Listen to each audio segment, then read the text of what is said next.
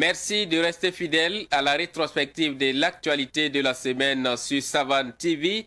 Nous sommes encore en votre compagnie pour au moins 90 minutes de décryptage et de débat. Le Burkina Faso tend la main à ses fils et filles qui lui ont tourné le dos en rejoignant les groupes armés terroristes.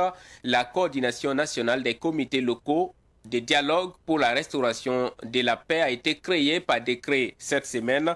Elle devra servir de passerelle pour le retour d'éventuels repentis. Pendant ce temps, Tahirou Barry, le président du MCR, le mouvement pour le changement et la Renaissance, propose deux solutions pour faire face à la crise humanitaire. Il s'agit de la réduction du train de vie de l'État et de l'institution d'une contribution de solidarité sur les revenus de la classe moyenne. Sur ces deux sujets, vous aurez le décryptage de Alphonse Ouedraogo. À l'international, nous parlerons de la démission du gouvernement ivoirien qui pourrait cacher ce remaniement ministériel prévu pour la semaine prochaine. Vous aurez l'analyse de notre spécialiste des questions internationales, Amadé Adamassoro. Et enfin, dans sa fête débat, il sera question de l'extension annoncée de l'état d'urgence à l'ensemble du territoire burkinabé. Quel pourrait être le bien fondé de cette mesure dans la lutte antiterroriste? Faut-il craindre des restrictions drastiques des libertés? Pour en parler, nous recevrons deux invités. Il s'agit de Christophe Bado du MBDHP, le mouvement burkinabé des droits de l'homme et des peuples, et Valentin Nyamkoudougou, il est le porte-parole du mouvement Sauvons le Burkina. C'était le menu. Bienvenue à tous.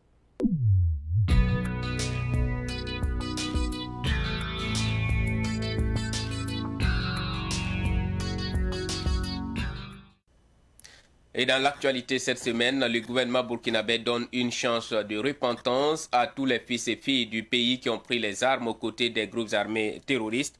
Une coordination nationale des comités locaux de dialogue pour la restauration de la paix a été créée cette semaine pour faciliter le retour d'éventuels repentis. Mais attention, ce n'est pas dans le cadre d'une négociation menée par l'État avec les groupes armés terroristes. Écoutons à ce sujet le ministre porte-parole du gouvernement Lionel Bilgo et le ministre d'État en charge de la réconciliation nationale et la cohésion sociale Yero Boli, propos recueillis par Fatih Sankara à l'issue du Conseil des ministres mercredi.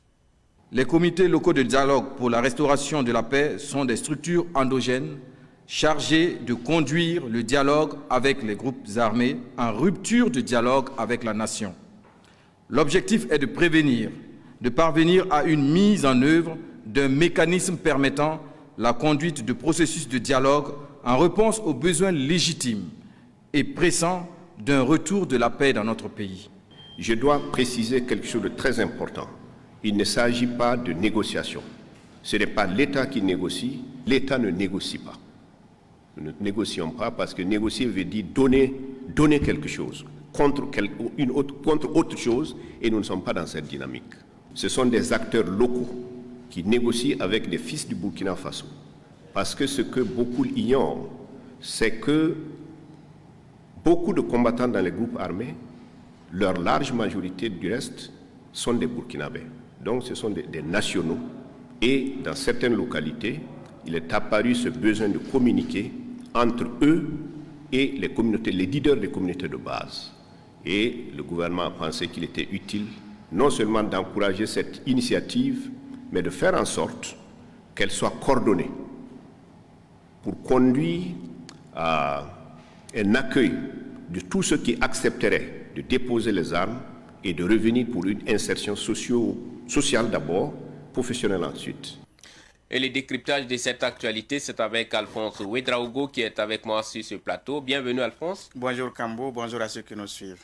Alors, un décret portant création de la coordination nationale des comités locaux de dialogue pour la restauration de la paix, l'annonce du chef de l'État est en train de se concrétiser.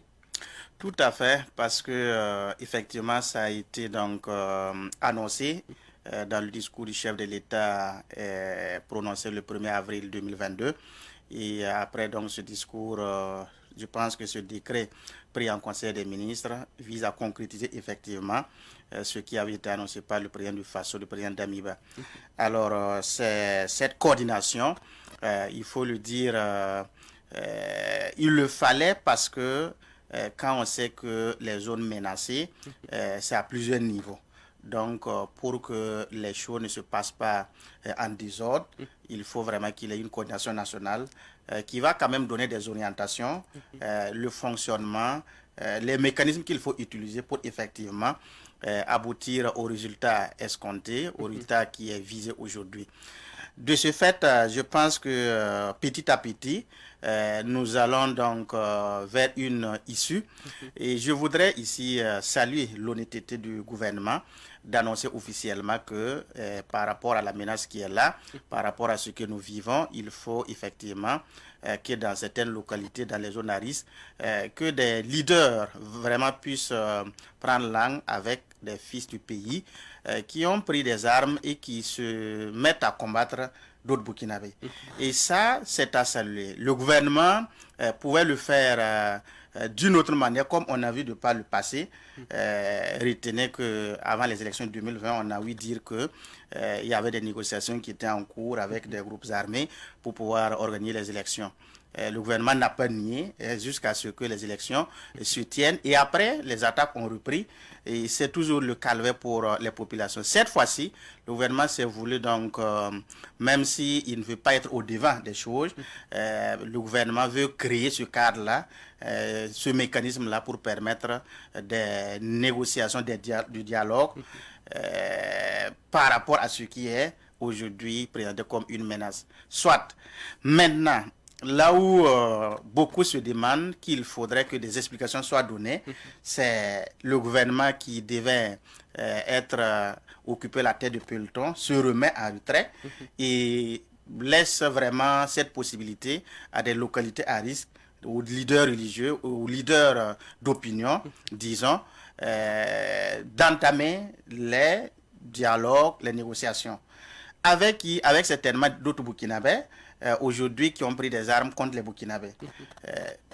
Je pense le plus important, c'est d'aboutir à la restauration de la paix et de la sécurité. Maintenant, il y a des éléments qui nous inquiètent par rapport à ce qu'on peut aboutir, à quoi on va aboutir. Parce qu'il y a ça aussi. Si on se permet de dire que bon, on veut vraiment que les uns et les autres déposent les armes, je sais qu'il y a une contrepartie. Et cette contrepartie, si elle est au-delà des moyens de ces leaders d'opinion, des localités où les négociations étaient entamées, je pense que l'un dans l'autre, l'État, ce qu'il est en train de voir comme une offre qu'il ne va pas accepter, je pense que c'est l'État qui va assumer tout ce qui pourrait donc être arrêté comme contrepartie. Donc, il fallait vraiment que l'État fonce et ne pas jouer ce jeu de faux fuyants parce que, avant tout, nous sommes dans une république et s'il y a des dialogues, des négociations, c'est l'État qui doit assumer. Donc, je vois là une fuite en avant et c'est dangereux. Est-ce que si ce n'est même pas dire une chose et son contraire, parce que quand on crée une structure nationale, pour coordonner ces comités locaux de dialogue et qu'en même temps, on dit que ce n'est pas l'État qui est au devant des choses. Il y a une ambiguïté. Est-ce que c'est une nuance quand même qui est difficile à comprendre? Tout à fait. C'est ambigu en ce sens que les négociations qui vont commencer, je pense que ça va aboutir à des consensus, à des contreparties. Qu'est-ce qu'on fait? Si dans les zones où des gens ont pris les armes et retournent ces armes contre des Burkinabés, s'il est indiqué que voilà, désormais, on ne fait plus cela, on ne fait plus cela, et ce qui est demandé sont en porte-à-faux avec les lois de la République, qu'est-ce qu'on fait? Je pense que ces négociations n'auront pas abouti en ce moment. C'est là qu'il y a problème et c'est là encore que l'État le gouvernement devait être beaucoup plus responsable d'assumer ce qu'on a annoncé et mettre des gens qui vont préparer le terrain, donner cette possibilité-là à des négociations franches qui vont aboutir à des résultats qu'on peut vraiment utiliser à long terme. Parce qu'il ne suffit pas d'essayer de calmer et après, peut-être après la transition, des gens vont encore revenir sur leurs préoccupations, leurs revendications, il ne faudrait pas penser à des solutions conjoncturelles, mais plutôt à des solutions structurelles. Je pense que c'est ça qui est le plus important, même si dans l'immédiat, les uns et les autres veulent que vraiment il y ait une accalmie pour qu'on puisse cultiver, commencer l'élevage, c'est vrai. Mais pensons à l'avenir. Et je pense que quand on pense à l'avenir, on ne peut pas se jeter dans des solutions qui ne seront pas durables. Est-ce que ce qui est intéressant aussi, ce n'est pas cette structure qui est annoncée, à savoir un centre de démobilisation et de réinsertion, et un de ces terroristes qui se serait repenti à un moment donné? Est-ce que cela ne va pas permettre de lever un peu les inquiétudes que vous émettez, à savoir que ça pourrait reprendre après un mois donné? Parce que si les fils du pays qui ont pris les armes se démobilisent et que l'État travaille à les réinsérer socialement, peut-être qu'ils ne pourront plus avoir l'idée de repartir rejoindre ces groupes armés terroristes. Je vous comprends parfaitement. C'est pour cela que je dis que si l'État, le gouvernement voulait être beaucoup plus responsable, c'est de prendre les devants. Et en prenant les devants, ce que vous êtes en train de dire, un centre pour vraiment travailler à réinsérer ces populations-là, ces personnes-là qui ont pris les armes contre le Burkinabé, dans ce registre-là, ça pourrait se faire. Et à la limite, que le gouvernement demande à ce qu'une loi d'amnistie soit adoptée, votée. Et puis, on va dire à tous ceux qui vont vraiment déposer les armes seront donc, il n'y aura pas de poursuite judiciaire. Je pense que ça démobilise davantage. Est-ce que quand on parle de réinsertion sociale d'éventuels repentis, ça n'englobe pas tout cela? Peut-être que, en tout cas, il y aura une sorte, parce que, je sais pas, de grâce qui va leur être offerte. Là où je suis. Puisque c'est vrai que les négociations seront conduites par ces comités locaux de dialogue, mais si ces comités locaux arrivent à amener les fils du pays qui ont pris les armes à les abandonner pour revenir, ça veut dire que c'est en ce moment que l'État intervient pour travailler à leur réinsertion sociale. Donc cela signifie d'une manière ou d'une autre que c'est pas pour les amener quand même au tribunal. D'accord, espérons. Même s'il n'y a pas de loi d'amnistie, mais il y aura une certaine grâce qu'on va leur faire. Une grâce utile.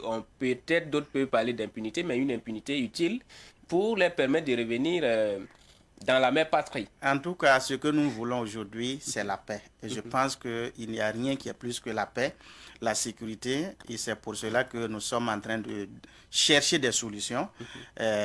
Parmi 1001 solutions, ce qui peut nous amener à vivre tranquillement, c'est ce dont nous avons besoin. Nous espérons que si effectivement le chemin emprunté, donc pour entamer des discussions avec ces groupes armés ou ces fils du pays qu'on considère comme des égarés, si cela peut aboutir à la paix, à la tranquillité, tant mieux, c'est le souhait de tous les Burkinabés.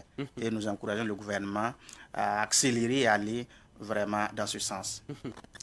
En tout cas, c'est sûr que les Burkinabés fondent leur espoir sur ces comités locaux de dialogue qui vont entamer donc, j'allais dire, bon, on nous dit de ne pas parler des négociations, mais peut-être ce dialogue avec ces fils et filles du pays qui ont pris les armes aux côtés des groupes armés terroristes. On espère que ces comités locaux de dialogue pourront les ramener à la raison pour le bien de tous les Burkinabés et pour la paix. Merci à vous, Alphonse Ouedraogo, pour votre regard sur cette actualité. Merci bien, Camo.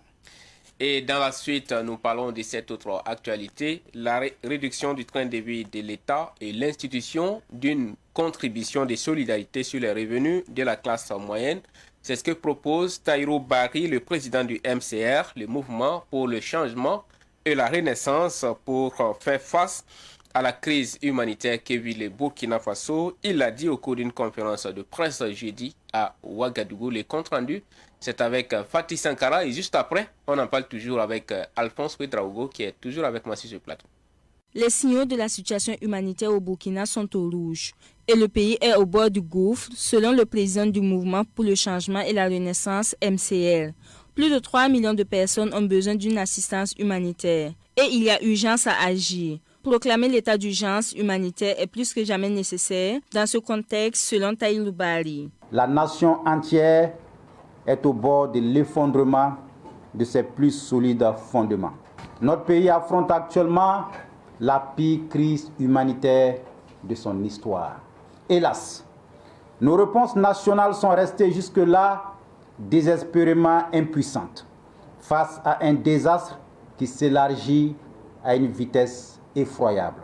Il devient moralement impérieux de proclamer l'état d'urgence humanitaire et d'engager une mesure forte pour répondre à la crise humanitaire d'une gravité sans précédent. Pour répondre à ce besoin humanitaire, le Burkina Faso doit d'abord compter sur ses fils et arrêter de tendre la main à l'extérieur. La contribution de solidarité sur le revenu est la baguette magique que propose Tahirou Barry. Notre nation, dans un élan commun et un sursaut salvateur, doit s'assumer et s'affirmer pleinement en soignant par elle-même ses blessures profondes et arrêter de s'ériger en mendiant larmoyant face aux partenaires extérieurs. Chaque nation a une âme. L'âme du Burkina Faso, c'est la solidarité. Il devient nécessaire et utile pour chaque Burkinabé disposant de revenus moyens de consentir une contribution de solidarité sur le revenu pour aider les survivants de l'hydre terroriste à vivre dignement et sainement. Cela s'impose comme une solution structurelle durable face à un problème d'une gravité profonde. Nous demandons solennellement au gouvernement d'engager les concertations et les réflexions sur cette proposition d'appel à la contribution de solidarité sur chaque catégorie de revenus des classes moyennes. Les règles d'assiette, les taux et les modalités de recouvrement devront être adaptées à la nature de chaque revenu. Les recettes collectées doivent être gérées par un organisme indépendant, piloté par une personnalité d'une droiture morale irréprochable. Pour investir dans le social fortement dégradé selon Tahirou Barry, le gouvernement doit s'interdire les dépenses de prestige et réduire le train de vie de l'État. Alors, Alphonse, nous venons de suivre le compte-rendu de cette conférence de presse du MCR, le mouvement pour le changement et la renaissance de Tahirou Barry. Tahirou Barry qui propose des solutions endogènes, qui demande aux autorités burkinabées de ne pas se présenter à l'international comme des mendiants larmoyants, donc proposer des solutions endogènes pour juguler la crise humanitaire. Et la première mesure qu'il propose, c'est la réduction du train de vie de l'État. Oui, je l'ai suivi dans ses propositions, dans ses explications, ce qu'il a appelé contribution de solidarité sur le revenu. Alors, il a voulu par là, selon ce qu'il a expliqué, montrer que le Burkina Faso, malgré la situation sécuritaire difficile, malgré la situation humanitaire catastrophique, on peut trouver des solutions propres à nous, des solutions qui ne vont pas nous obliger à mendier, à tendre la main vers l'extérieur, comme on le voit à chaque fois. Donc, de ce fait, Tahirou Barry pense qu'on peut initier des contributions au niveau interne entre les Burkinabés et on peut apporter un secours à ceux qui sont vraiment dans l'urgence aujourd'hui. Rappelez-vous qu'aujourd'hui, nous sommes à peu près 2 millions de déplacés, personnes déplacées internes, ce qui montre qu'effectivement, il y a des problèmes liés à l'alimentation, d'avoir des médicaments pour des soins. Tout cela, ce sont des difficultés qui se présentent à nous. Et qu'est-ce que nous pouvons faire en ce moment? Je pense que sa contribution ou sa proposition est une proposition qui est à prendre au sérieux quand on sait qu'au Burkina Faso, nous avons toujours, malgré les situations difficiles, montré que nous sommes des Burkinabés, nous sommes intègres, on est solidaires entre Burkinabés. On a vu la preuve avec le moment du coronavirus où on a demandé la contribution des Burkinabés. Beaucoup de gens se sont manifestés. Je pense que de la même façon, une idée pareille qui est originale peut porter des fruits si le chef de l'État ou le gouvernement prend donc cette idée, cette contribution de Tahirou Barry. Je pense que ça peut porter véritablement du fruit. Quand on sait que d'ici là, nous serons dans la saison d'hivernage et ça devient encore beaucoup plus difficile pour les personnes déplacées. Même ceux qui ne sont pas des déplacés déjà souffrent. N'en parlons pas des gens qui n'ont pas de maison, des gens qui vraiment sont dans des difficultés. Donc ça sera encore beaucoup plus compliqué avec la rentrée de l'année prochaine. Je pense que entre Burkinabés, on peut dégager des solutions. Et si nous sommes 20 millions de Burkinabés, dans ce qu'elle a proposé, ceux qui peuvent contribuer, si 10 millions de Burkinabés se mettent à donner 1000 francs l'année, on se retrouve avec 10 milliards. Je pense qu'avec 10 milliards, on peut juguler cette situation-là, cette crise-là, en termes de vivre, de l'eau, en tout cas, beaucoup de choses. Donc, c'est une idée à prendre très au sérieux et à mûrir pour qu'on puisse vraiment assister les Burkinabés qui sont dans le besoin. Une idée pertinente, certes, mais il faut penser maintenant à comment est-ce qu'elle sera accueillie par les travailleurs qui sont donc appelés à contribuer quand on sait que déjà il y a un certain nombre d'impôts et de taxes comme l'UTS par exemple qui sont décriés. Je pense que les travailleurs peuvent faire l'effort. Et quand on parle de travailleurs, on ne parle pas seulement des fonctionnaires au niveau de l'État, on parle de toute personne en activité qui a un revenu, qui peut vraiment, dans ce qu'il gagne là, contribuer. Ça peut être 1000 francs, ça peut être moins que ça. On peut avoir des textes qui vont clarifier les choses. Si le gouvernement venait de faire donc sien cette idée de Tahirou Barry, je pense que on peut discuter. Et par rapport à la gestion, il a été clair, il faut trouver des gens de probité irréprochable, honnêtes, pour gérer donc cette caisse-là. Et je ne vois pas celui-là qui va s'aventurer à détourner 5 francs dans ce qui donc sera comme contribution des Burkinabés. Il faut faire le pas. Il a fait la proposition. Et comme on le voit aujourd'hui, on dit que tous les Burkinabés doivent se mettre ensemble, chacun doit donner sa contribution, on doit proposer. Je pense qu'il a voulu montrer qu'effectivement, on peut sortir, même étant un homme politique, on peut parler sans vraiment critiquer, on peut parler en montrant qu'on a des idées à développer le Burkina. Et Tahirou Barry a toujours surpris avec ses propositions, et ça on le comprend. Quand quelqu'un a côtoyé un homme politique comme Laurent Gbagbo, la personne ne peut pas manquer des idées. Donc, je pense que cette fois-ci-là, il a étonné plus d'un à travers cette proposition. Et la faisabilité est à débattre. On n'a pas dit que ce qu'il a proposé, il faut prendre à la lettre, mais je pense que ça peut amener à trouver d'autres solutions ou à prendre et à mûrir. Apprendre donc et à mûrir. Alors, l'autre proposition, c'est la réduction du train de vie de l'État. J'avais même souhaité qu'on commence par ça, mais... Ça aussi, effectivement, il le faut, parce que le chef de l'État a bien annoncé qu'il y aura une réduction du train de vie de l'État. C'était donc une déclaration comme d'autres déclarations. Même sur Marc Christian Kaboré, on a écouté ces déclarations. Mais dans la pratique, les gens ne voient pas le changement. Je pense que depuis donc, sa prise de pouvoir jusqu'à aujourd'hui, les Burkinabés attendent de voir véritablement ce qui est fait sur le terrain.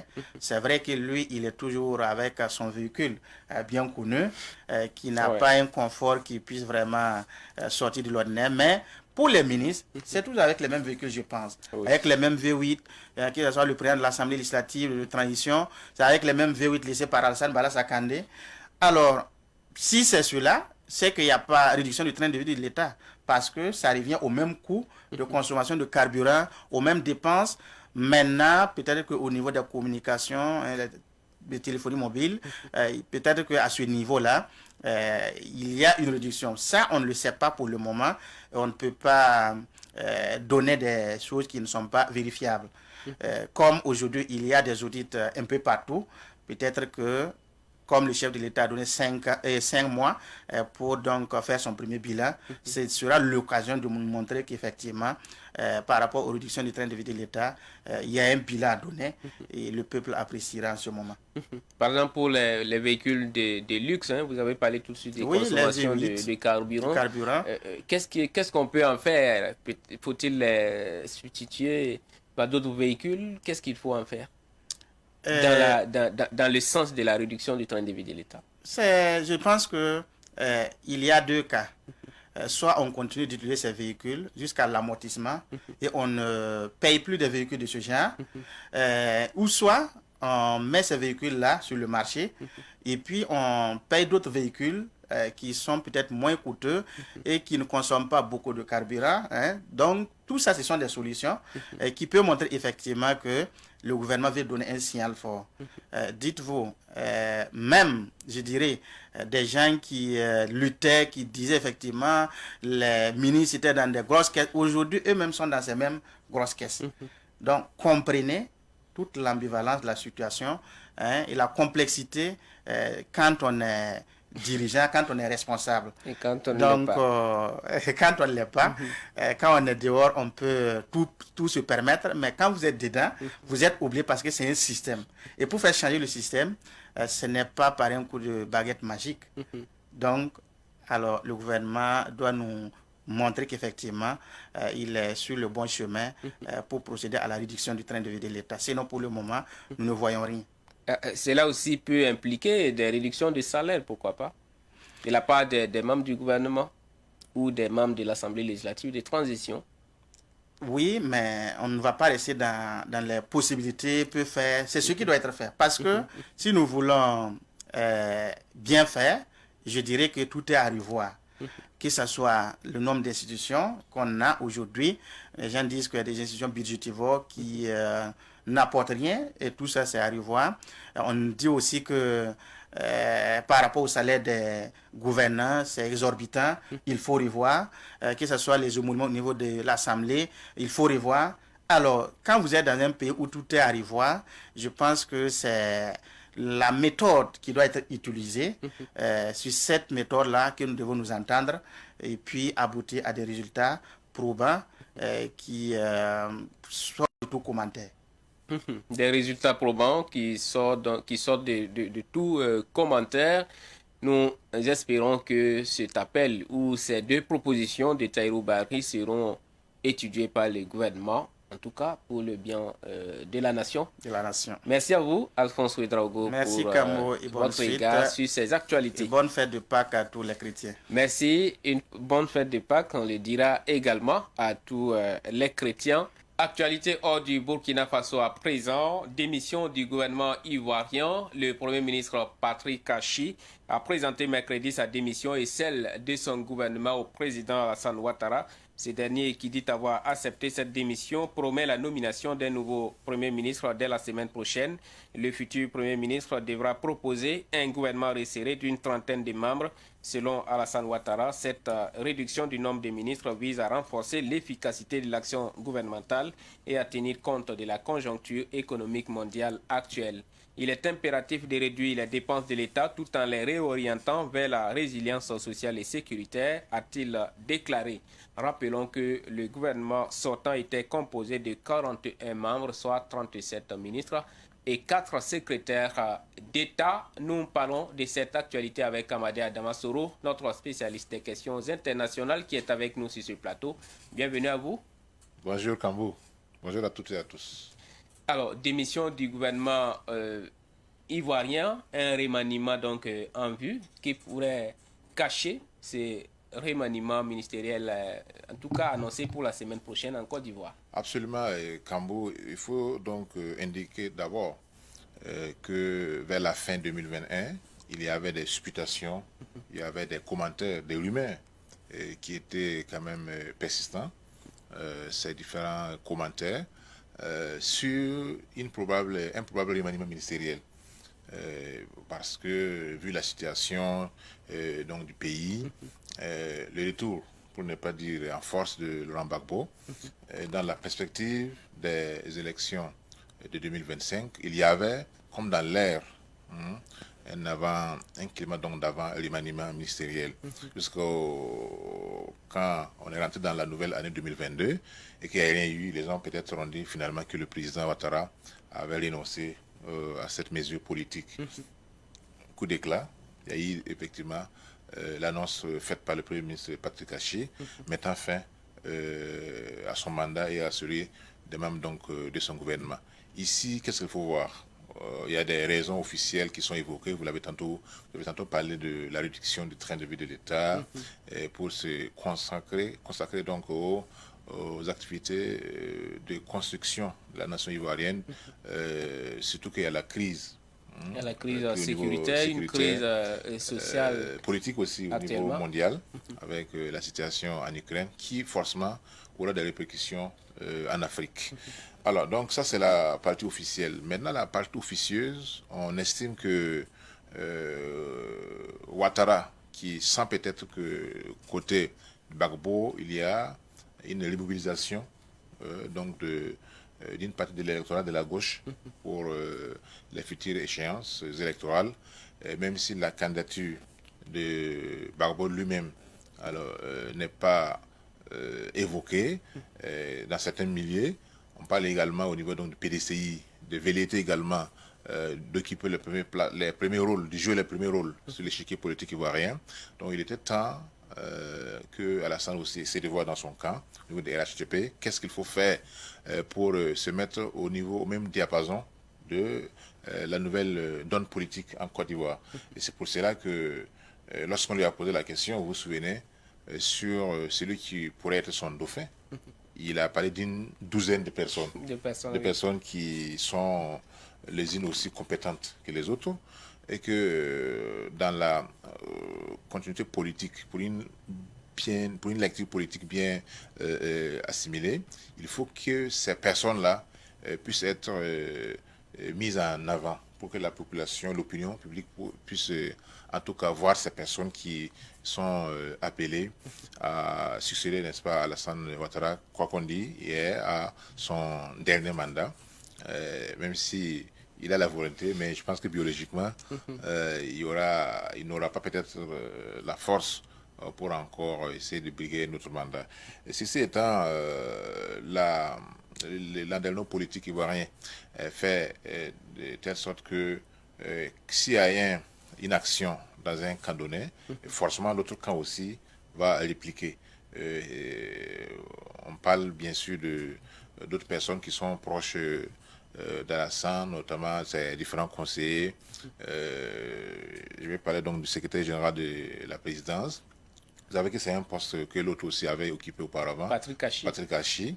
Et pour certains, alors c'est un préalable, n'est-ce pas, à d'autres fonctions plus importantes, notamment la vice-présidence. La vice-présidence, vous savez que depuis la démission de Daniel Kablan-Dunka, et ce poste-là est resté vacant plus de 2 ans.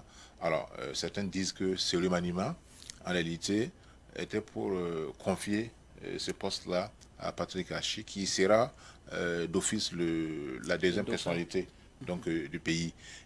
Même si certains disent qu'au niveau donc, du RHDP, il y a Big Togo qui peut se positionner également comme un futur Premier ministre, même si cette analyse-là est un peu invraisemblable, pour maintenant désigner le candidat de ce groupement politique pour les élections de 2025. Si on vous disait de faire un pronostic, qui pourrait être le futur Premier ministre? Alors, il y a Mme Camara, il y a également Photocopie, même si, alors, avec la situation sécuritaire au niveau de la défense, Ibrahim Koulibaly, Ouattara n'est pas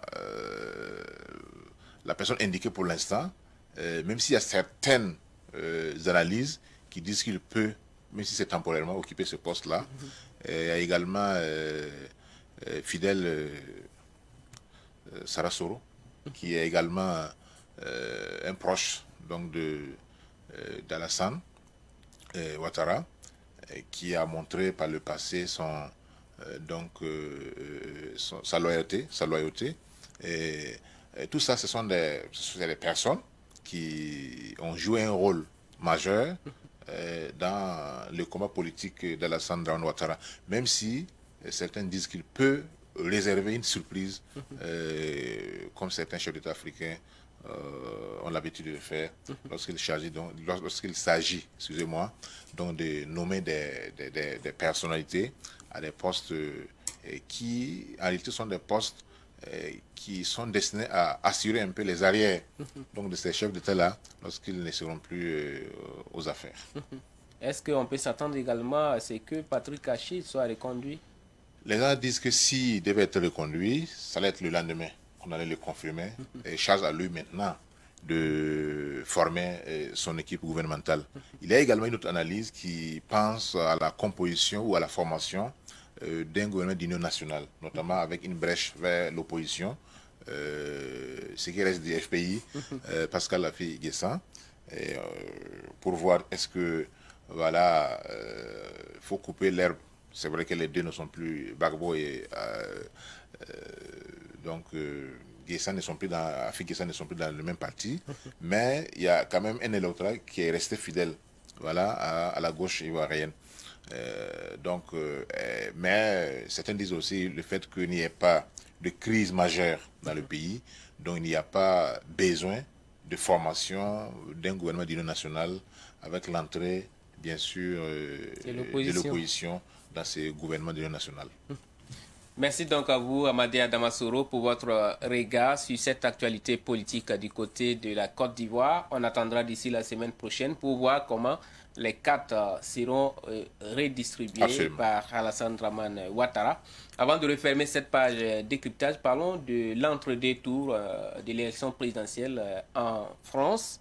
Emmanuel Macron et Marine Le Pen qui devront une fois de plus s'affronter au second tour. Quel pronostic à ce niveau? Je pense que ce serait un peu hasardeux de dire qui sera le prochain ou la prochaine présidente de la France, même si 2022 est quand même un peu différente de 2017.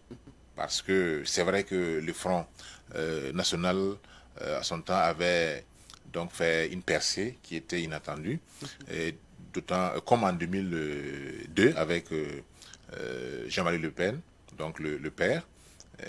Aujourd'hui, en 2022, on se rend compte que de plus en plus, alors l'extrême droite, même si en temps elle a changé de nom, c'est devenu le Rassemblement National, l'extrême droite, que ce soit en France, en Pologne, dans certains pays, en Hongrie, à la Hongrie, donc il y a des velléités pour les Européens donc d'adopter des politiques un peu conservatrices, voilà, pour se focaliser sur les questions internes et minimiser un peu voilà, les questions externes. Et là, vous avez des questions tout à fait nationalistes, vous avez des questions comme l'immigration, n'est-ce pas, les étrangers, d'autres cultures, etc. Ce sont des... et puis la crise du Covid, d'autres crises également, ce sont des thèmes qui sont des thèmes prisés par les candidats donc, de l'extrême droite.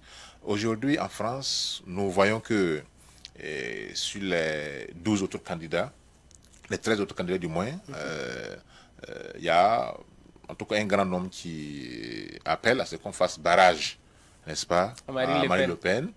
Vous avez même Jean-Luc Mélenchon qui demande à ce qu'on n'accorde pas, ne serait-ce qu'une seule voix, à Marine Le Pen, et Fabien Roussel du Parti communiste français qui demande la même chose, même les ténors des grands partis de la France, à savoir les Républicains, avec Valérie Pécresse, qui demande à ce qu'on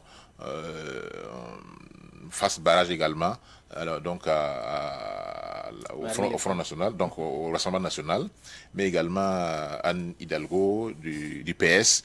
Vous savez, la grande leçon que les Français ont administrée à la classe politique, c'est la mort des grands partis.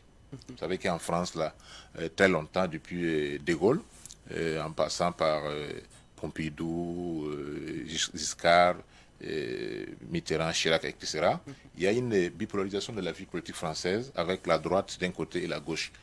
Avec l'arrivée au pouvoir d'Emmanuel Macron, avec la République en marche, c'est une scission qui a été faite. Oui. Et aujourd'hui, les politiciens professionnels n'ont plus donc le droit de citer, et de 30, 40, 50%, ils sont revenus à moins de 5% 6% pour la droite, donc les républicains, et moins de 2% pour, n'est-ce pas, de 3%, je n'ai plus les chiffres exacts, pour le PS. Donc, qu'est-ce qu'il faut dire?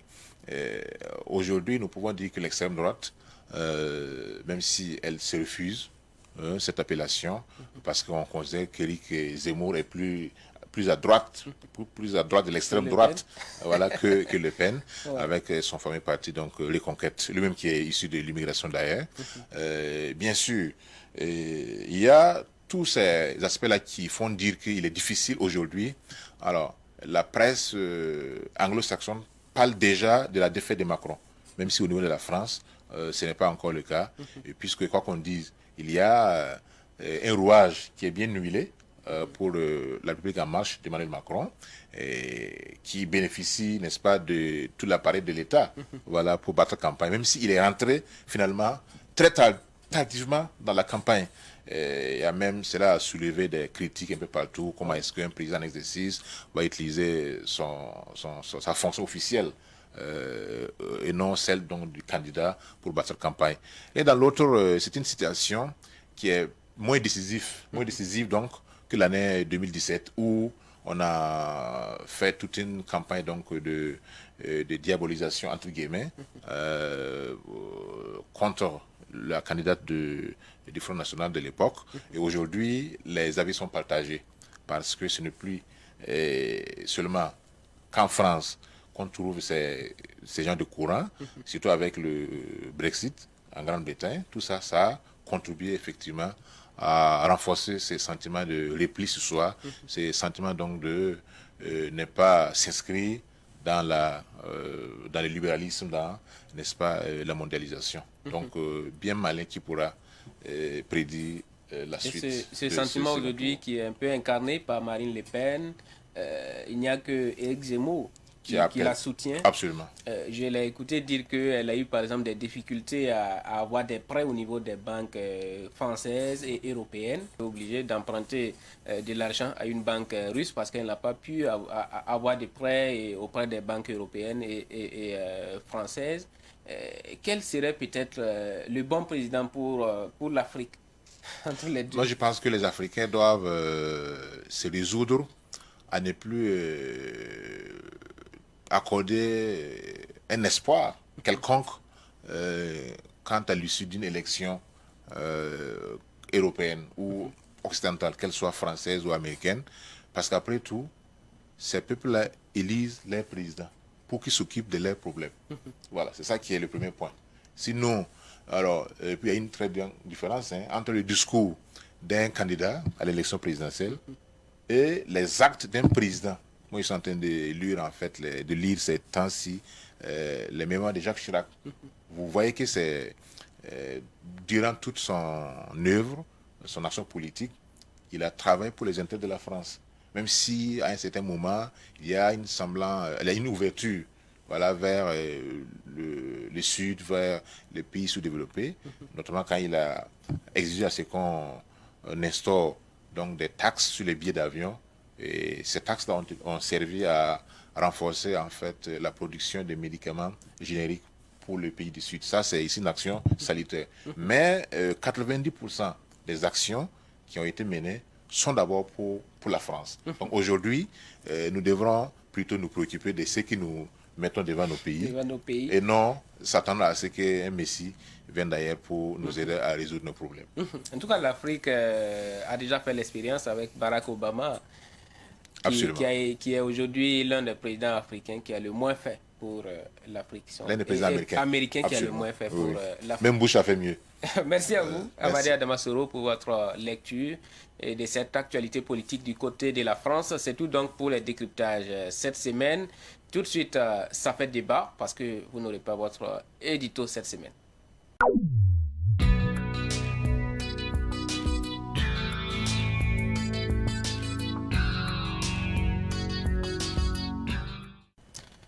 Et dans Ça fait débat cette semaine, nous parlons de l'instauration annoncée de l'état d'urgence sur toute l'étendue du territoire national.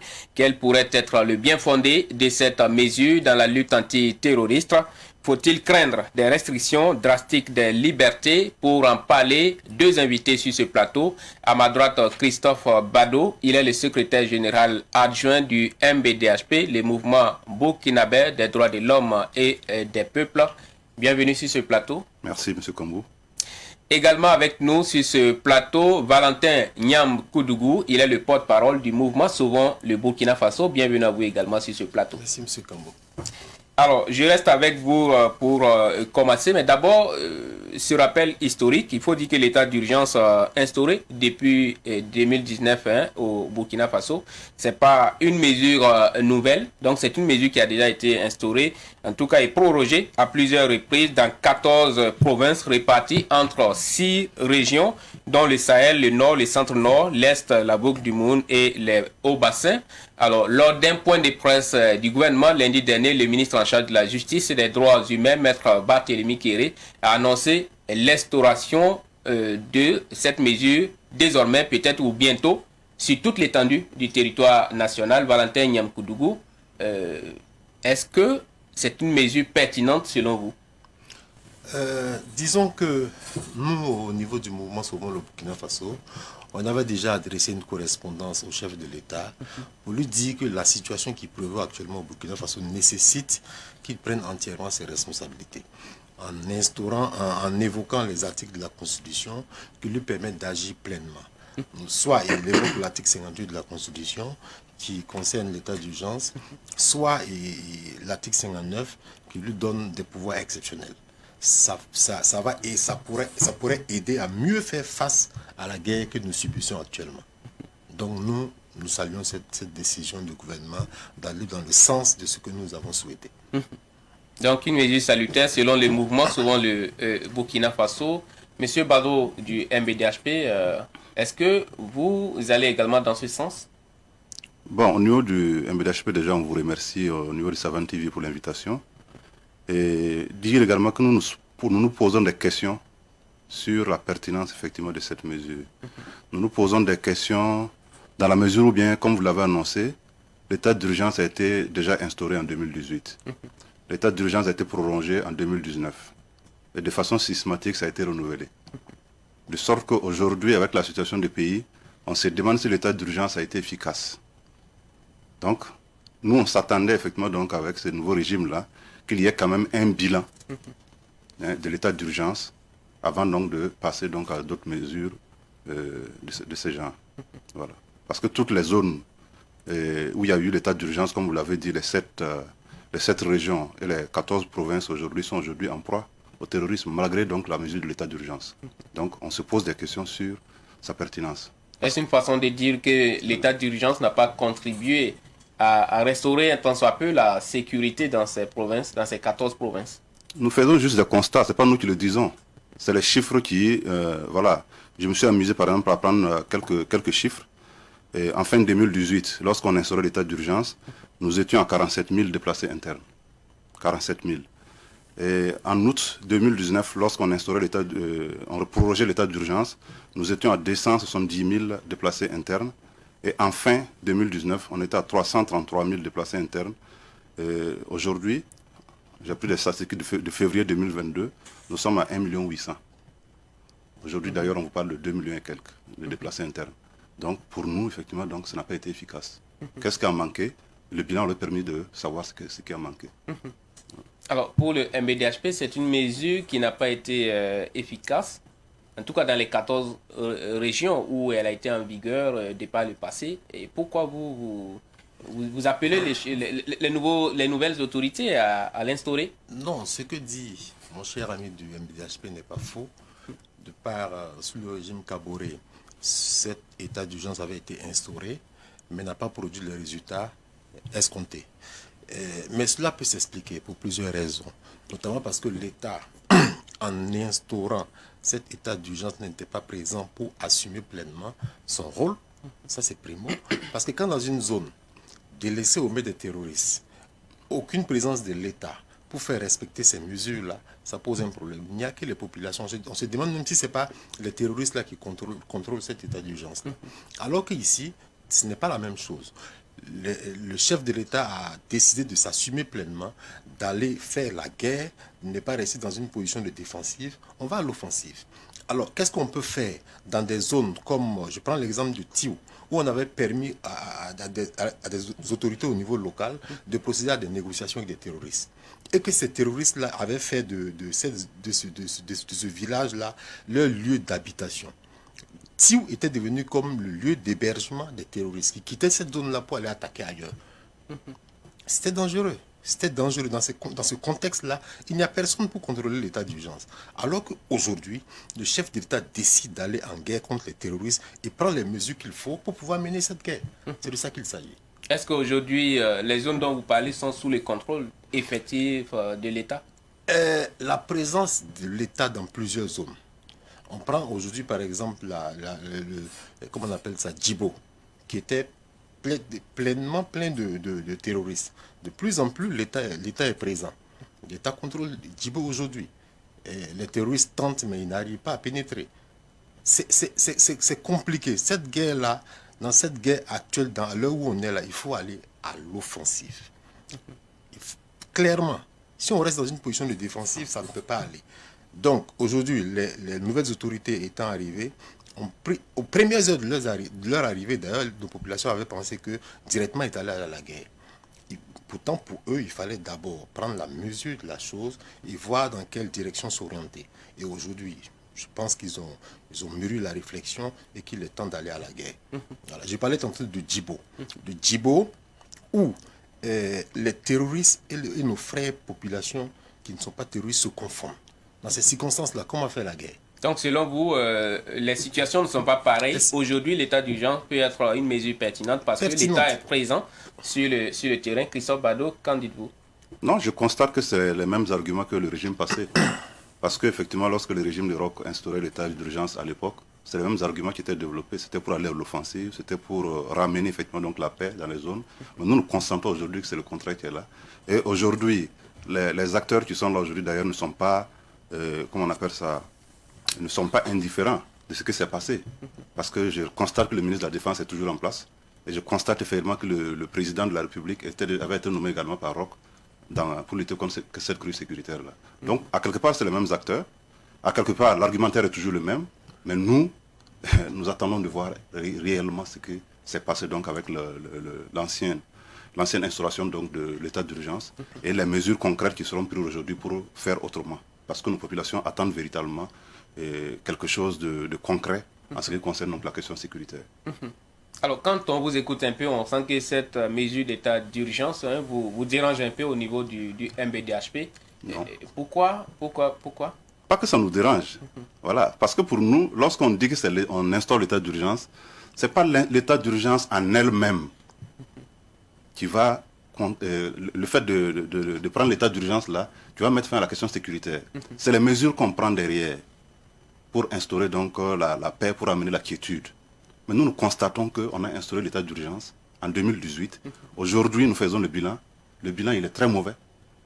Nous ne savons pas quelles sont effectivement les raisons qui ont amené à ce bilan.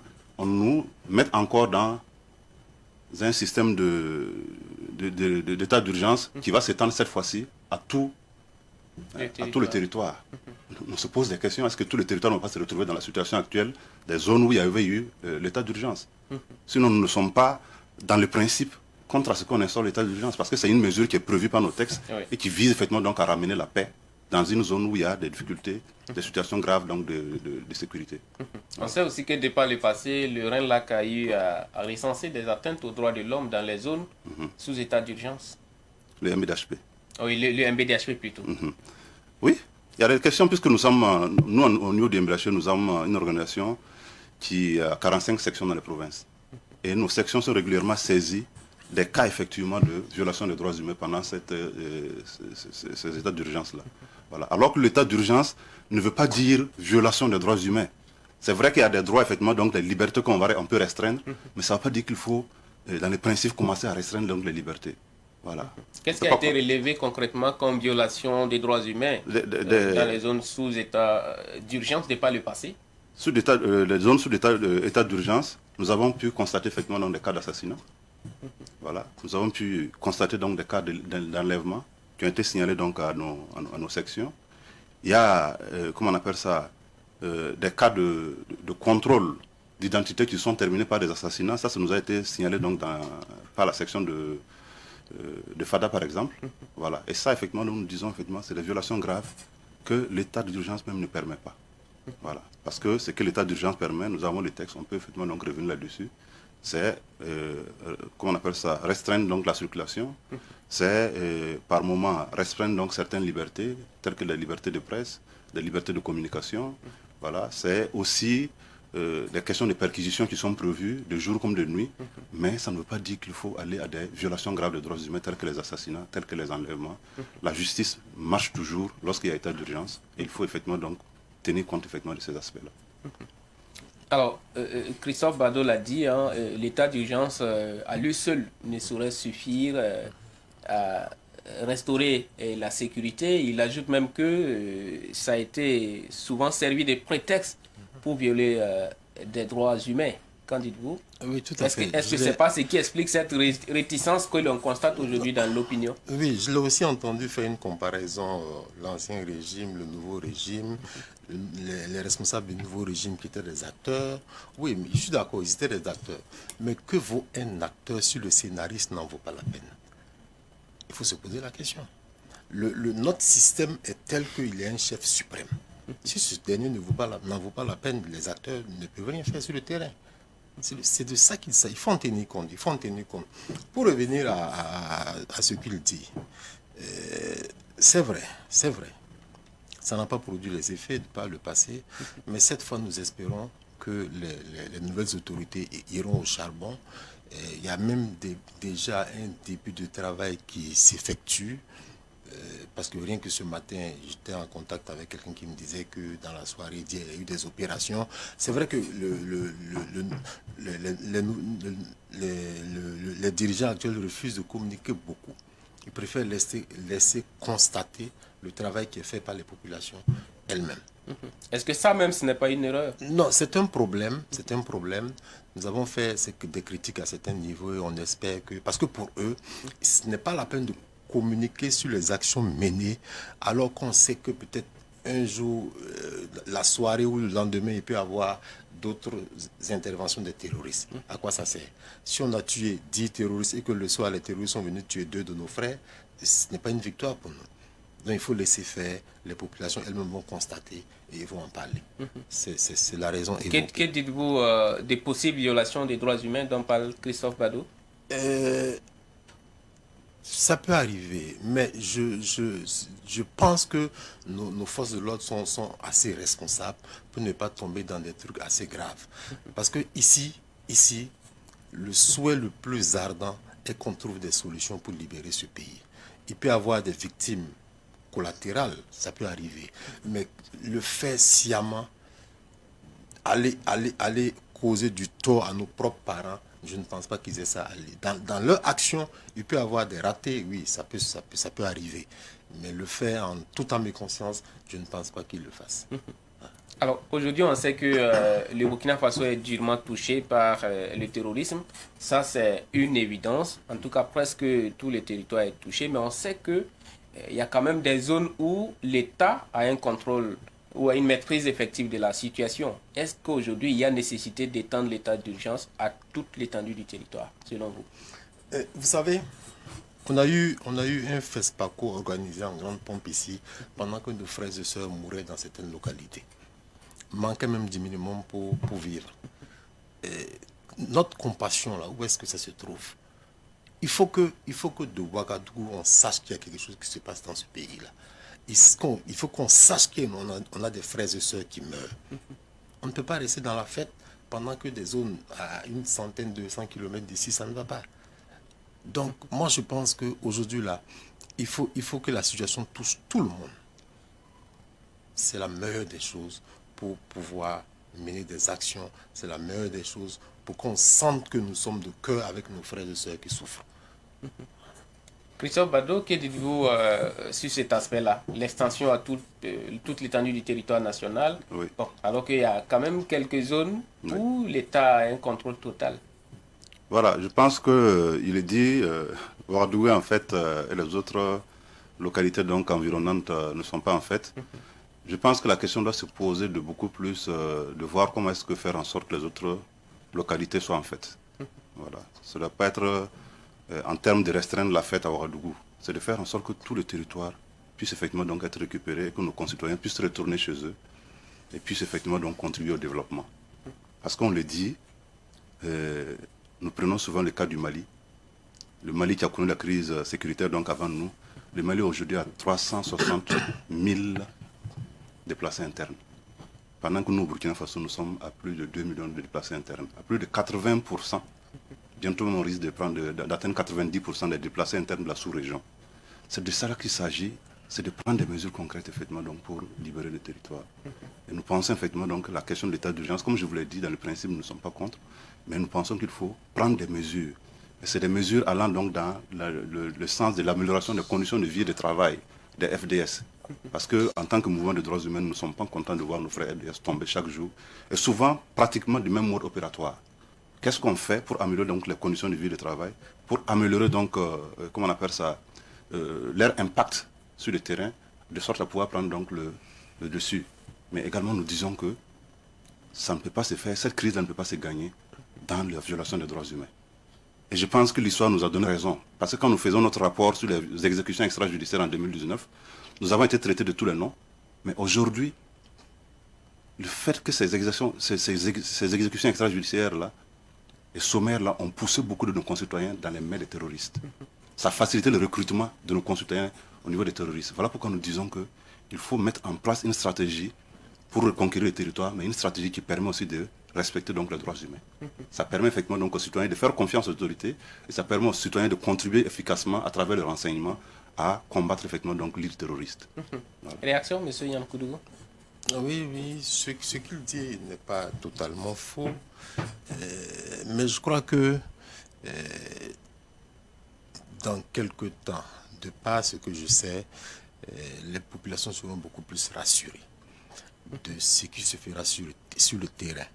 C'est vrai, nous, dans notre adresse au chef de l'État, nous lui avons demandé de renforcer les capacités des forces de l'ordre pour qu'ils puissent mener à bien cette guerre-là, en leur donnant notamment du matériel de travail, en leur encourageant, il faut qu'on trouve des sources de motivation pour qu'ils puissent sereinement mener cette guerre-là.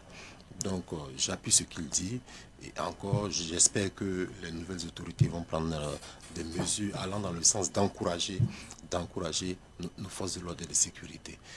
Alors si le bout du tunnel n'est peut-être pas loin comme vous le dites, pourquoi étendre l'état d'urgence maintenant à toute l'étendue du territoire? Parce que Christophe Badou l'a dit, ce qu'il y a lieu de faire, c'est de travailler à ce que pour faciliter tous les territoires soient en fait, plutôt que de travailler à ce que... C'est pour faciliter le travail. Les zones qui ne sont pas peut-être en totale insécurité soient aussi obligées peut-être de se retrouver dans des situations de deuil. Je reprends un peu son idée. C'est pour faciliter le travail des militaires que cet état d'urgence sera instauré.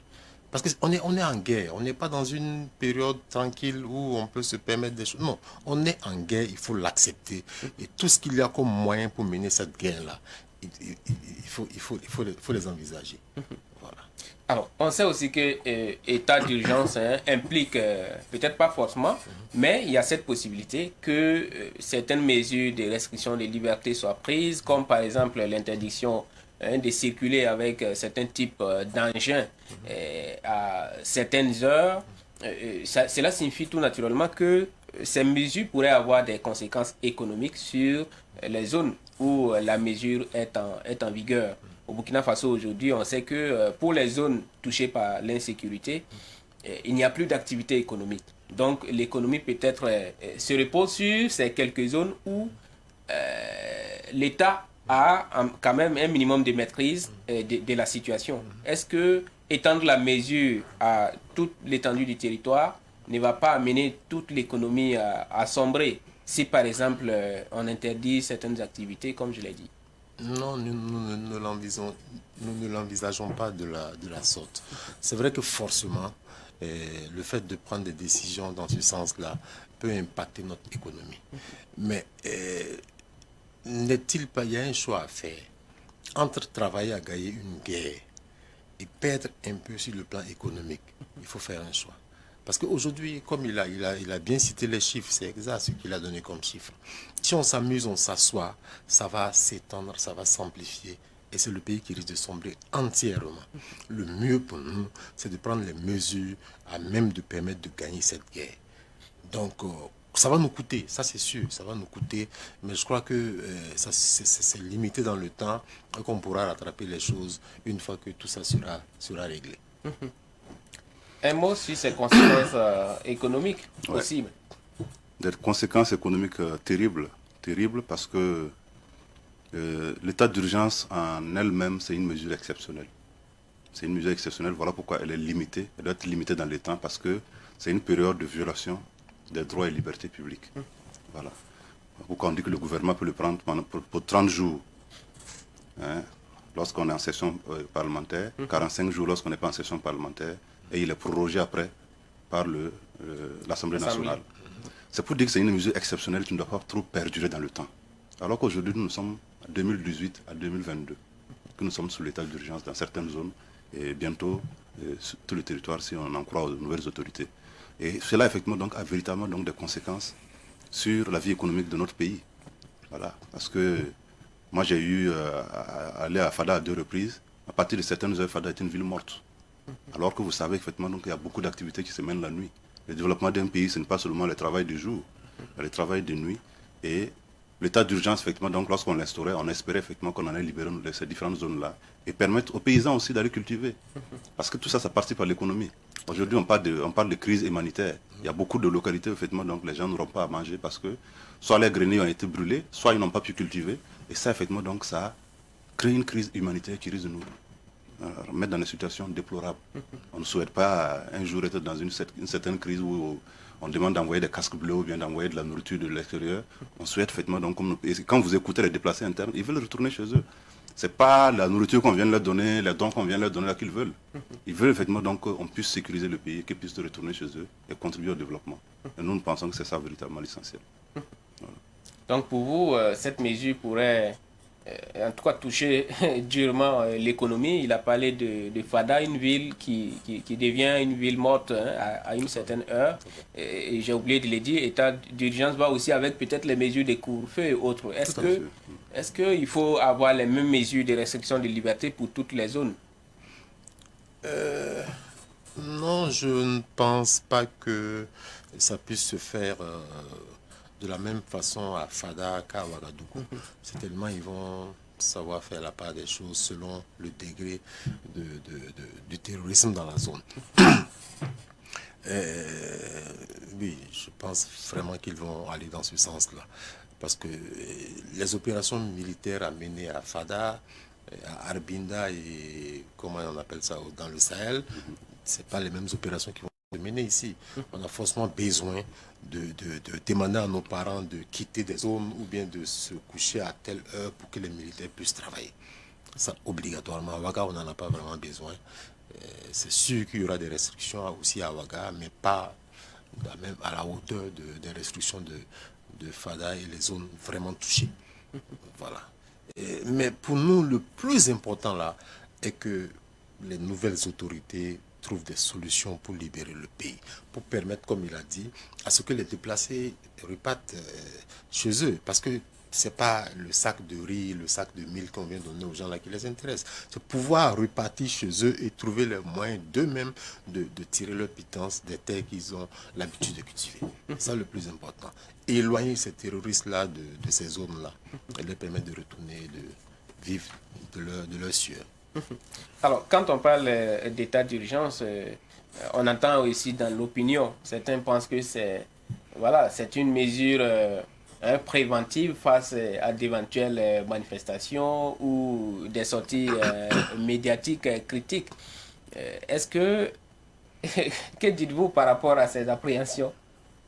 Oui, on attend de voir effectivement donc ce que va se faire de façon pratique, de voir les mesures qui vont accompagner donc cet état d'urgence là. Voilà, c'est dans ça qu'on pourra juger. Mais déjà, ce que nous avons fait comme bilan, vous savez qu'il y a eu beaucoup de cas de violation que j'ai signalés et pendant effectivement donc, ces mesures-là.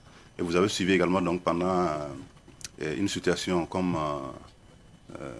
le cas de Covid, l'instauration du couvre-feu à Ouagadougou, c'est que ça en est suivi comme violation des droits humains.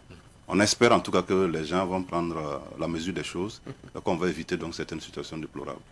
Voilà.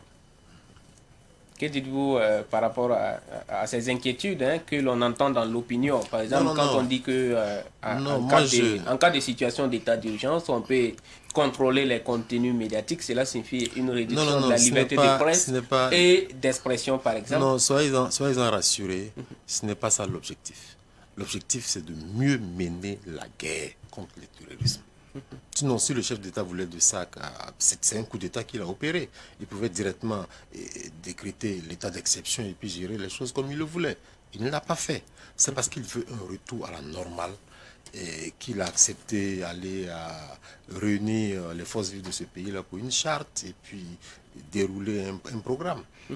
Il pouvait bien tout arrêter et puis gérer comme dans un état d'exception. Il ne l'a pas fait. Donc son objectif, c'est de trouver des solutions pour libérer le pays et non pour vous empêcher de faire votre travail. Ah, ce sont des inquiétudes. Non, vous avez raison, vous avez totalement raison. Ça fait craindre un peu, mais ce n'est pas ça l'objectif. Bon, je pense qu'on l'a vu dans ces pays-là quand même, il y a eu quand même des dictatures militaires constitutionnalisées dans notre pays. Je pense que sous Blaise Compaoré, c'était un régime militaire. Mais à partir de 1991, on est allé à la 4e République, c'était devenu une situation démocratique, mais on a vu toutes les violations des droits humains qu'il y a eu pendant ces régimes-là. Et je pense qu'on a fraîchement encore en mémoire les jugements du coup d'État manqué, les jugements de l'affaire Thomas Sankara. Donc c'est pas parce qu'on a prêté serment, pas parce qu'on est devenu président du Faso, que ça donne forcément gage de crédit pour mettre en œuvre donc, certaines mesures. Voilà.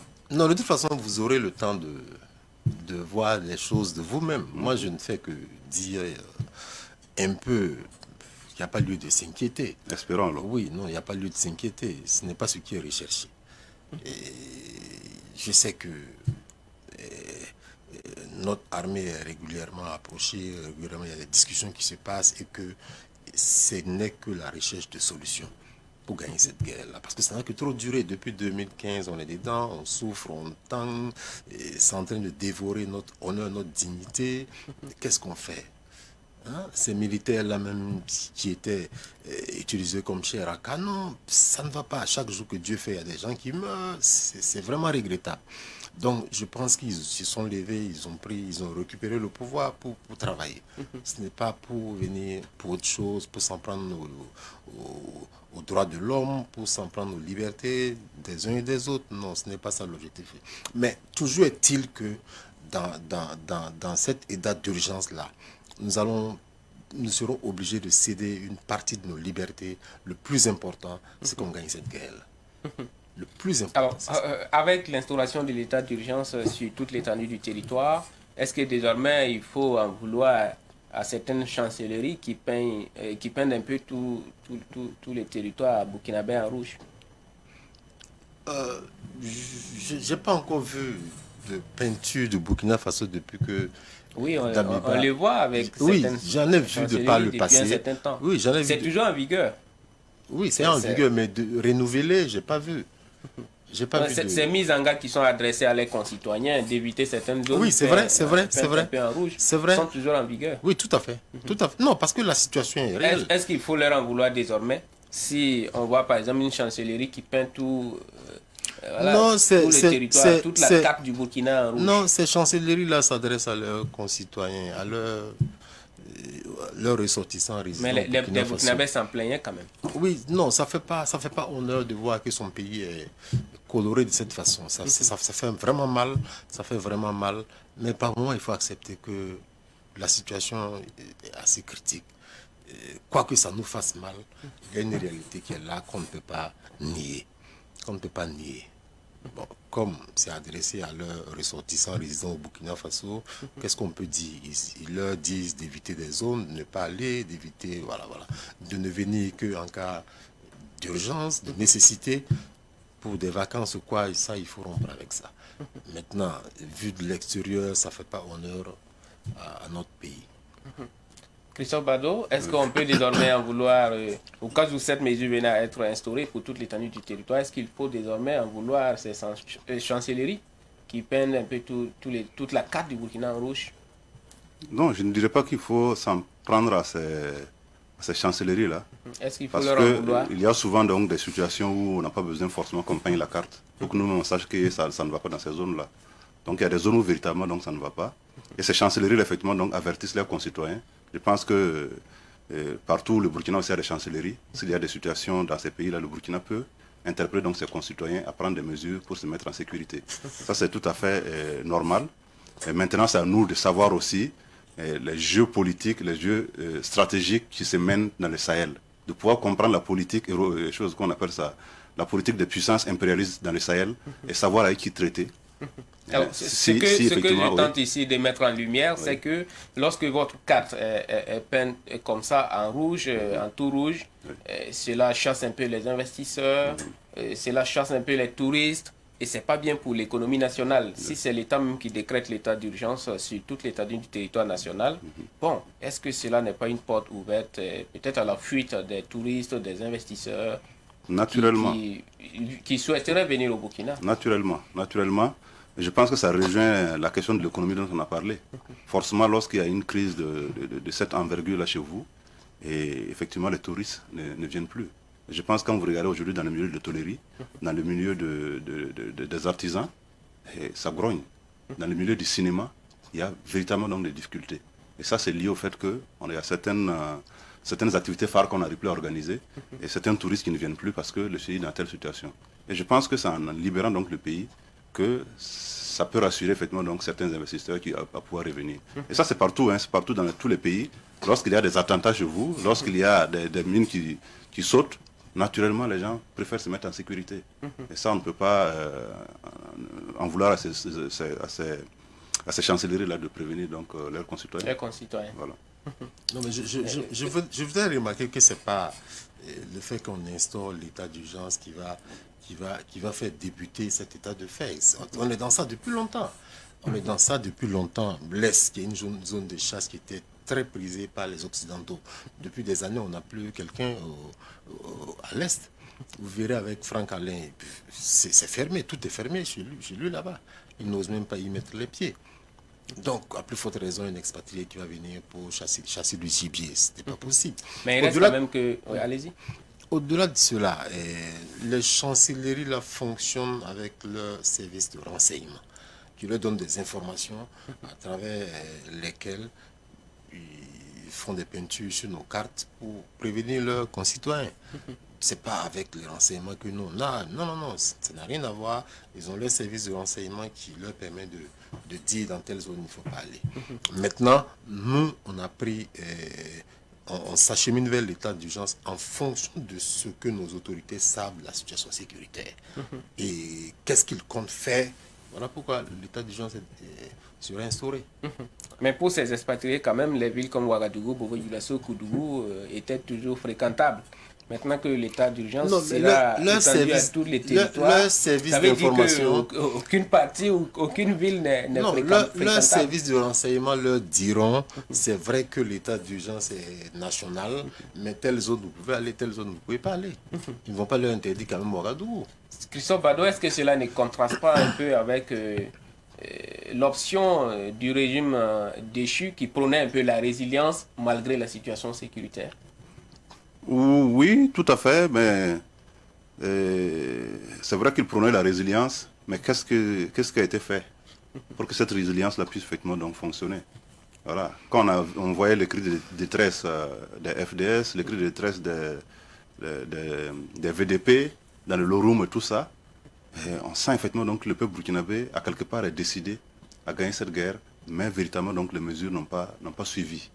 Et c'est pourquoi nous disons effectivement que pour cette fois-ci, il y a lieu de prendre donc la mesure de la chose et d'aller à des mesures concrètes qui puissent ramener donc la quiétude. Comme quoi, par exemple, cette fois? Cette fois, je pense que je l'ai déjà... Vous avez parlé d'un bilan mitigé pour les 14 provinces tout à fait. qui étaient concernées jusque-là. Ouais. Je l'ai dit, je pense qu'il faut améliorer donc, les conditions de vie et de travail des FDS, parce qu'aujourd'hui, on a des moyens modernes pour lutter contre le terrorisme. Il y a la question des drones. Aujourd'hui, même les civils ont des drones.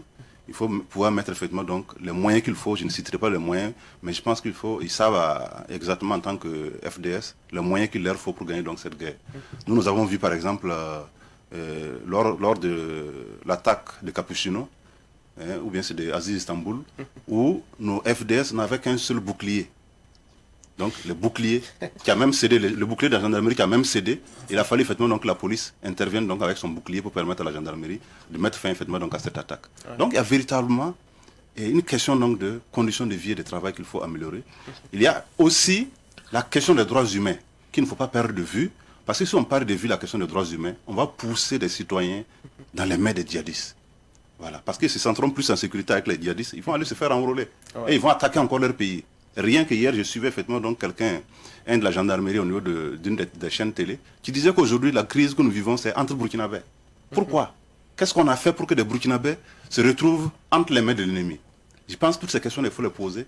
Et pour nous, effectivement, donc, c'est les questions de violation des droits humains là, qui sont à l'origine de cela. Il faut en tenir compte. Voilà tout ce que je peux dire. Donc, état d'urgence qui ne signifie pas violation des droits humains, bien comme sûr. Vous l'avez rappelé à maintes reprises sur ce plateau. Et Valentin Nyamkoudougou, au-delà d'être le porte-parole du mouvement Sauvons le Burkina Faso, vous êtes aujourd'hui membre de l'Assemblée législative de transition. Oui. Donc, en tant que député de transition, quel appel avez-vous à l'endroit des nouvelles autorités après cette instauration ou cette extension de l'état d'urgence à toute l'étendue du territoire? Qu'est-ce qu'il faut faire pour soulager rapidement les populations? Parce que depuis 2018, il y a déjà 14 provinces qui sont dans cette situation. Maintenant, si la mesure est étendue à toute l'étendue du territoire, alors que comme nous l'avons dit, c'est une mesure exceptionnelle qui n'est pas censée être durée, ça veut dire que les actions concrètes, comme le dit M. Bado, doivent suivre sur le terrain pour soulager rapidement les populations. Quel appel avez-vous en tant que peut-être député aujourd'hui à l'endroit des nouvelles autorités dans ce sens? Non, je ne veux pas intervenir sur ce plateau en tant que député à l'ALT. Je préfère rester dans mon rôle de porte-parole du mouvement Sauvons le Burkina. Oui. Ça, c'est votre choix, mais en tant que porte-parole du mouvement Sauvons le Burkina, vous devez appeler à sauver le Burkina. Quel appel? Non, on est dans ça. Oui. On a pris les rues pour obtenir un changement. C'est ça. Parce qu'on a demandé clairement le départ du président Rochma Christian Kaboré. On l'a obtenu, on a eu de nouvelles autorités qui nous donnent déjà des gages que le combat sera mené. C'est vrai, le chef de l'État dans sa dernière sortie sur les médias a donné rendez-vous dans 5 mois. C'est lui qui a pris rendez-vous dans 5 mois. Et en fonction de ce qu'il sait, de ce qu'il va engager, comme tout et tout, dans 5 mois, on va apprécier le travail qui sera fait. Donc on attend de voir. Mais nous déjà, au sein du mouvement Sauvons le Burkina Faso, nous appelons les autorités à agir pour que la souffrance de nos frères et sœurs des villages qui sont sous le joug des terroristes là puisse assez connaître une amélioration et nous permettre de pouvoir retourner dans nos différents villages. Il y a déjà un Ouagadougou qui ne peut pas aller, ça même c'est une restriction de liberté, on nous force la main. C'est les terroristes qui nous privent de ces libertés-là. On ne peut plus aller chez nous au village. Et ça fait mal au cœur. Donc le plus important pour nous, c'est ce qui sera fait comme travail sur le terrain pour apporter l'amélioration à cette situation sécuritaire-là. Alors, on est déjà presque à la fin de cette émission. Christophe Bado, vous qui êtes le secrétaire général adjoint du mouvement burkinabé des droits de l'homme et des peuples, quel appel avez-vous à l'endroit peut-être de ces autorités administratives auxquelles échoit, en tout cas, cette attribution de pouvoir prendre des mesures après l'instauration de l'état d'urgence? Quel appel avez-vous à leur endroit en termes de respect des droits humains? Parce que comme vous l'avez déjà relevé ici, dans les 14 provinces où la mesure a déjà été en vigueur, il y a eu des violations de droits humains. Tout à fait. Donc je pense que l'appel qu'on peut toujours lancer, c'est dans ce sens. C'est de dire effectivement que ce n'est pas l'instauration de l'état d'urgence qui va nous ramener la paix. Ce n'est pas l'instauration de l'état d'urgence en tant que tel. C'est les mesures que nous allons véritablement prendre pour amener donc la paix et la quiétude. Et ces mesures-là, nous pensons qu'il faut une véritable stratégie dans la lutte contre l'insécurité. Nous avons vu un Premier ministre qui a dit que le pays n'avait pas de stratégie. Il pense que après 5 ans, 6 ans de pouvoir. Et nous pensons que ce régime aussi ne doit pas faire l'erreur de combattre l'insécurité sans une véritable stratégie. Et cette stratégie-là doit véritablement nous permettre de prendre en compte les droits humains. La prise en compte des droits humains va permettre donc de rassurer nos concitoyens, va permettre de ramener nos concitoyens à de bonnes mesures, notamment en termes de collaboration, en termes d'information, pour permettre à nos militaires effectivement d'avoir l'information qu'il faut pour combattre, parce que la crise sécuritaire, comme il a dit, c'est une guerre asymétrique qui a besoin véritablement d'informations, qui a besoin de la collaboration des citoyens. Et même les terroristes comprennent qu'il faut la collaboration pour pouvoir atteindre nos FDS. Donc nos FDS doivent comprendre ça au-delà des terroristes-là, qu'il faut véritablement donc avoir la collaboration de nos concitoyens. Et cette collaboration ne peut pas s'avoir à travers la violation des droits humains. Voilà pourquoi nous allons dire aux autorités administratives qui seront en charge effectivement donc de prendre ces mesures-là, d'entendre cette voix du MBDHP qui déjà en 2019 interpellait l'État sur la manière donc de lutter contre le terrorisme. Parce que déjà dans notre rapport de 2019, nous avons constaté que c'est des citoyens qui avaient été réveillés la nuit et abattus devant leur concession. Et nous avons dit, cette manière de faire, vous allez jeter effectivement donc des citoyens dans les mains des terroristes. Et nous n'avons pas été surpris de voir à Solhan que c'est des enfants de 12, 13, 14 ans qui sont allés attaquer Solhan et qui ont tué 130 personnes, 130 civils. Et ça, c'est la stratégie qui a manqué. Et je pense que les autorités administratives doivent entendre cette voix et prendre les mesures qu'il faut pour que nous puissions gagner donc cette guerre de façon efficace. Monsieur Yamkoudougou, pour terminer. Non, c'est comme je l'ai dit, hein, on attend de voir bientôt, on l'espère, des résultats. Nous demandons juste aux autorités d'aller à l'offensive, d'agir, de surprendre l'ennemi comme il nous surprend très souvent, d'aller vers lui, de le pêcher et de mettre fin à cette crise-là. Voilà, donc nous disons simplement à l'autorité que nous sommes de cœur avec elle dans ce combat-là. Et Dieu faisant, tout se passera pour le mieux. Nous demandons à nos déplacés internes de rester forts. Bientôt, le retour dans leur zone sera assuré par les autorités. Ce que l'on peut souhaiter donc, que l'état d'urgence permette de rétablir la sécurité, mais ne soit pas, comme l'a dit M. Bado, servi comme prétexte pour des atteintes ou des violations des droits humains. Merci à vous, Christophe Bado, d'avoir répondu à notre invitation. Je rappelle que vous êtes le secrétaire général adjoint du MBDHP, le mouvement burkinabé des droits de l'homme et des peuples. Merci également à Valentin Nyamkoudougou, porte-parole du mouvement Sauvons le Burkina Faso et également membre de l'Assemblée législative de transition. Merci pour votre disponibilité à prendre part à cette émission. Merci beaucoup, ça a été un plaisir. Merci à présent à vous, chers téléspectateurs, de nous avoir suivis. Très bonne fête de Pâques à toutes et à tous. On se retrouve dimanche prochain pour un nouveau numéro de 7 jours dans la savane. Portez-vous bien.